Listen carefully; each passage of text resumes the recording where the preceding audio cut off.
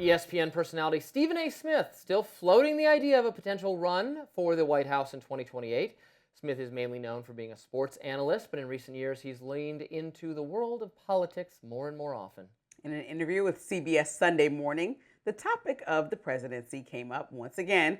Smith says he could see himself running for office, but only as a Democrat. Could you run for president? It's possible. Would you run as a Democrat? Yeah, because I couldn't see myself running as a member of the GOP. I'm a fiscal conservative.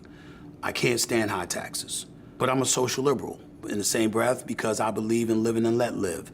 I pay attention to the desolate and the disenfranchised. Hey, that's what I am. Sounds good. However, when speaking on immigration and crime, Smith did appear to take a little bit of a more conservative stance. Let's watch. But make no mistake about it, we wouldn't have a border crisis under my watch. Hell no. We wouldn't have this crime that exists in the streets of New York. You wouldn't hear about me saying defund the police. We ain't defunding any police. I'm calling 911 when there's a problem. I know you're calling 911 when there's a problem. I'll be damned if I'm going to have less police officers out there. There's going to be more. And on the topic of race, Smith downplayed the notion that he would have to worry about racism if he were to run for president. Let's take a look.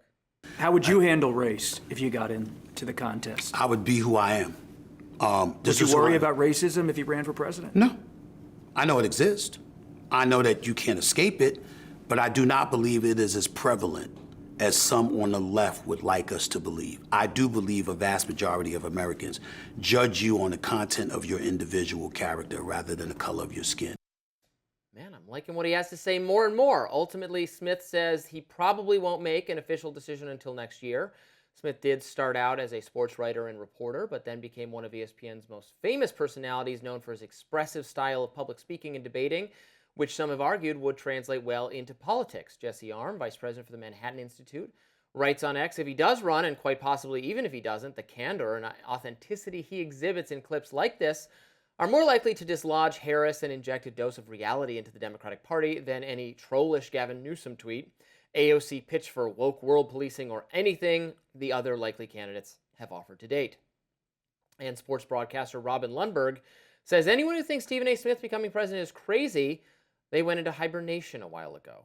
However, there are still others who feel that Smith will not actually run and that he would not be viewed as a serious contender if he did. Conservative commentator Eric Spracklin writes, quote, the fact that Stephen A. Smith thinks he has a chance at becoming president is kind of sad. It's not even funny. This is insane level of delusion.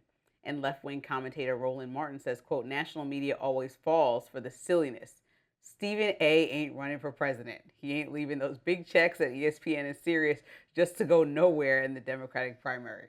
Well, I don't know about that. Look, Stephen A. Smith is talking about it, and it's, it keeps him in the news, and he's going to get interviewed. So, fine, I take the point that he very well may not run for president.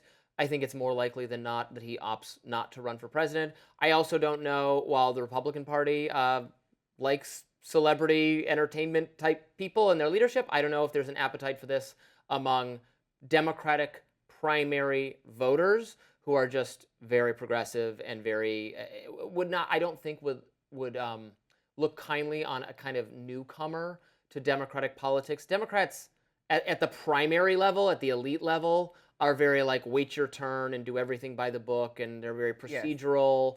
Yes. It's not wild chaos. Hey, who's interesting? Who do we like? Who do we see on social media? Who do we see on Fox? The way it is on Republican circles, where you can just out of nowhere kind of show up and start talking about your views and get somewhere. It doesn't work that way for Democratic primary voters. It could work for the general election. I think if he were to be the candidate, for instance, for a serious party, for the Democratic Party, man, the things he's saying there, I would be Stephen A. Smith curious based on that little sales pitch. He was speaking to me, Lindsay. He was saying, a social let live and let live on social stuff. That's good with me. Hates taxes. Fiscal conservative. That's more money in my pocket. I like it. And then being common sense on crime and immigration, making sure we still have law enforcement, chiding the left on that. Man, I'm willing to sign up for his campaign. That's everything I want to hear. You know what? I think what Stephen A. Smith is doing is trying to represent a lot of the people that feel like they don't fit in a home within a party. We've been seeing that conversation come up more and more with some populist ideas. I mean, we had Cenk on the show who's repeating things that we hear Marjorie Taylor Greene saying and we're like, wait, what party is saying what, or what are you standing for? I think that the older that we get as the newcomers from a couple of years ago, we're like, well, the version that our parents had didn't really work, and the people that are now retiring out of Congress that want things to go a certain rigid way doesn't really work for us. And younger people, to me, are even more off the walls than us. They're kind of like, listen, I'm going to do what I want when I want. I'm going to vote however I want. I'm not going down ballot like my grandmother told me to. And so I think Stephen A. Smith understands that, has his ear to the ground, and is very smart and intentional about the things that he invests his time and effort into that make him a lot of money. And he's just ventured off into a political show that he does on his own through his own production company that he wants to also and separately get views for, in the same way that he gets millions of views for ESPN and millions of views for coming on other networks. He wants to create that lane for himself and be seen as somebody who can speak to that and get paid really well, which I think he does by Sirius for speaking to that, which is Straight Shooter, I believe, something Straight Shooter Media. So I think that he is trying to stay as relevant as possible, so that when he releases that book that has to do with politics or the intersection of sports and politics, or just politics alone, as his 10th book, then people are going to be like, oh, we buy into that, we can buy that. I think he cares more about the business of it. I don't know that he wants to go into the political arena where it's like recreational, pull your skeletons out of the closet, where they do that for fun, and every single thing that ever happened about you, they'll criticize as you aspire to this. Yeah, he's got a thick skin, though, doesn't he? Yeah, but I just think, why would you leave a comfortable position at 3 different companies that you have, your own, ESPN and Sirius, to go be president? And when I think about for power and glory. Yeah, for power and glory. But the biggest criticism I have is some of the tweets that we read. It said that they don't think that he actually, or they think the level of delusion is wild, that he wants to be president. One of the tweets that you read, I think, said that. And I'm just like, how can anybody that's have a criticism like that, when we know we've seen an actor become governor? We've seen the president of the United States do reality shows in real estate, and that made him qualify to people because he's an astute businessman. Like, why wouldn't Stephen A. Smith be able to jump in if he wanted to? I think that criticism is invalid. Like, we've had people who their delusion actually matches up. They don't have huge foreign policy experience, plenty of things, but they get ready for the opportunity as it comes. So when they're in the primary, that's how jobs go. You work in the government, you figure out how to do it. Just because you worked in the private sector, like we saw with Elon Musk, doesn't mean you can master working in a government, as we saw with Elon Musk. So it's not always that the experience you've had for decades makes you a good next president. So I think, people should look at Stephen A. Smith. If he wanted to run, he could.